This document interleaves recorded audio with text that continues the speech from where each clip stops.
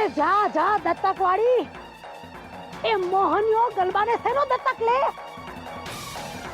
અરે હાલતા ચાલતા રસ્તે રજડતા ને ભટ્ટ પરિવારનું ગામ ને ગોત્ર ન મળે, સમજી? હાલી નીકળ્યા છે હંધાય. પણ વાત એમ છે ને કે બહુ મોડું થઈ ગયું છે, એટલે જો તમારે કોઈ ખુલાસા કરવા હોય, ચર્ચા કરવી હોય તો અંદર ઘરમાં જઈને પપ્પા સાથે વાત કરવી પડે. બોલો, ઘરમાં પગ મૂકશો? જોઈ લઈશ એકલી, તને તો હું જોઈ લઈશ. તને, તારા બાપને અને તમને હંધાઈને હું જોઈ લઈશ. ભલે કનુડા. અરે બા, ક્યાં ક્યાં જઈ રહ્યા છો? પપ્પા તો અહીંયા છે ઘરમાં.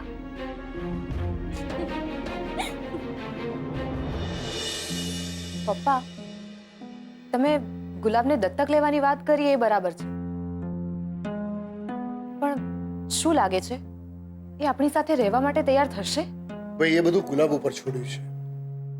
બાકી કાયદાકીય રીતે ગુલાબને બચાવવાનો આના સિવાય બીજો કોઈ રસ્તો નહોતો. પપ્પા, પણ બા અને રાહુલ પાસે ઘણા બધા રસ્તા છે આપણી જાસૂસી કરવાના. તમે લોકો અહીંયા વાતો કરી રહ્યા હતા અને એ લોકો બહાર ઊભા ઊભા તમારી વાતો સાંભળી રહ્યા હતા. બાપ રે, આ બા તો દિવસે દિવસે વધુ ખતરનાક થતા જાય છે. નહીં તો શું, આ ઘરમાં આવવાની ના કહી દીધી એટલે બહાર ઊભા રહીને વાત સાંભળવા લાગ્યા. જાસૂસી ધર્મ કોઈ પણ રીતે અભડાવવો ના જોઈએ એમનો. હું તો કહું છું આ લોકોની ખરેખર પોલીસમાં કમ્પ્લેન કરી દેવી જોઈએ. રેવા દો ને સેજલ દીદી, પાછો ઓલો શર્મા જ આવશે. હવે શર્મા હોય કે વર્મા, કોઈક લોકો હોય ને આમ કૂતરાની પૂંછડી જેવા હોય, વાંકા તે વાંકા. પણ એ બધું જવા દો, મારે તમને અત્યારે એક બહુ મહત્વની વાત કરવી છે. મને આજે નીરવ મળેલો અને એને મને શું કહ્યું ખબર છે?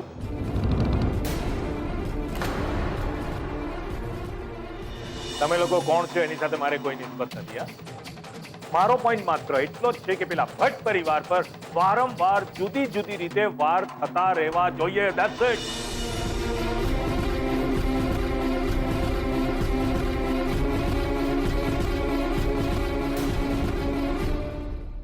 ઓહ, હવે તાળો મળ્યો કે પપ્પાજીએ આ બંગલો મારા નામ પર શું કામ રહેવા દીધો. મહાસુક અંકલને શરમ આવી જોવે. એ પોતાના જ ઘરની વહુને આમ પોલીસ સ્ટેશનના આટા ફેરા કરાવે છે. એ જે પણ હોય, પણ માસુકભાઈને ખબર ન પડવી જોઈએ કે એનો પ્લાન, એનો આશય આપણને ખબર છે. એ સેજલ, તારે ખાસ સમજવાનું છે. મૂળ ભલે સડેલા હોય, પણ એનો અર્થ એ નથી કે એનું થડ કે એના પાન પણ ખરાબ જ હોય. હા પપ્પા, હું તમારી વાત સાથે 100% સહમત છું. માસુક અંકલ જેવા રૂપેશ જીજુ છે જ નહીં, એ અલગ છે સેજલ. એટલે જ સેજલ, હું તને હાથ જોડીને વિનંતી કરું છું બેટા કે હવે તું રૂપેશ કુમાર સાથે કારણ વગરના ઝઘડા કરવાનું બંધ કર અને એની સાથે પ્રેમથી જીવ. એ જ તો, મને તો યાદ નથી આવતું કે છેલ્લા કેટલાક સમયથી તમે બંને સાથે ફરવા ગયા હોવ કે પિક્ચર જોયું હોય કે પછી કેન્ડલ લાઇટ ડિનર કર્યું હોય. ઓહ, એટલે કે રોમેન્ટિક ડેટ. હા સેજલ દીદી. શરાબ, ખબર છે મને બધી. અરે માસુક અંકલ,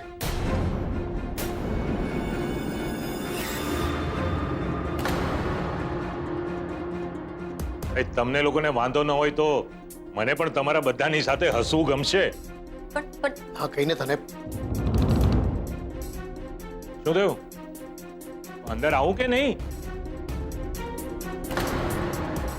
ભાઈ, હું તો આવી જ જાઉં છું. ભાઈ, આપણા માણસોની મરજીની રાહ થોડી જોવાની હોય. હે, શું કહો છો મોહનભાઈ? અભિનંદન, અભિનંદન. અરે ભાઈ, ખૂબ ખૂબ અભિનંદન. નાટક જો તારા સસરાના. ખબર છે, બહુ મન થાય છે કે એમના નાટક પર પડદો પાડી દઉં, પણ પપ્પા જો ને હા જ નથી પાડતા. અભિનંદન? શેના અભિનંદન? જણાવું છું. મને લાગે છે કે મારું અહીંયા આવ્યું તમને લોકોને ગમ્યું નથી. અરે હોય કઈ માસુકભાઈ, આ તો તમે અમને કહીને આવ્યા હોત અથવા પદ્માબેનને સાથે લઈને આવ્યા હોત તો વાતચીત કરવાની મજા આવત અને અમને તમારી આગતા સ્વાગતા કરવાનો સરખો મોકો પણ મળત. રીતે આગતા સ્વાગતા કરજો ને, મન ભરીને આગતા સ્વાગતા કરજો લગ્નના દિવસે. હા, બધું તમારે તો કરવાનું છે. અમે તો બંધ બટને આવીને ઉભા રહી જઈશું. હા, લગ્નના માંડવે તો તમારે તો કરવાનું છે. અમે પહોંચી જઈશું અમારી દીકરી સેજલને અમારે ઘરે લેવા. એ બધું તો વ્યવહારે છે માસુકભાઈ, પણ મને હજી એ સમજાયું નહીં કે તમે અભિનંદન શું કામ કહ્યું?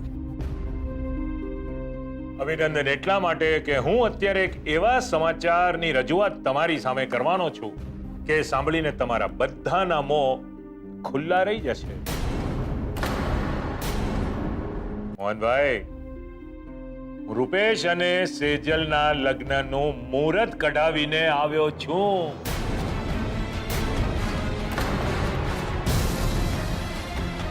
આ મહિનાની 30મી તારીખ.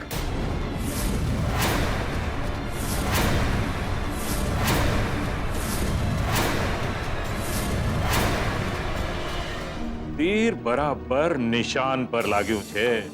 કિંજલ, તારા માટે રોજનું 500 રૂપિયાનું ભાડું આપવું શક્ય નથી, તો પછી ધામધૂમથી લગ્ન કઈ રીતે કરાવી? પણ ભાઈ, તમારો તો રઘુવંશી પરિવાર છે ને, પ્રાણ જાય પર વચન ન જાય. હે? પણ માસુકભાઈ, આ મહિનાની 30 તારીખ? આટલું જલ્દી? કેમ? શું થયું? આ સમાચાર સાંભળીને તમે બધા આમ મૌનમાં કેમ સરી પડ્યા? મોહનભાઈ, શું થયું? હા, અચ્છા, બરાબર છે. તમે તો આવી કલ્પના જ નહીં કરી હોય ને કે હું આવા સમાચારની રજૂઆત કરીશ. મોહનભાઈ, દીકરી તો પારકી થાપણ કહેવાય.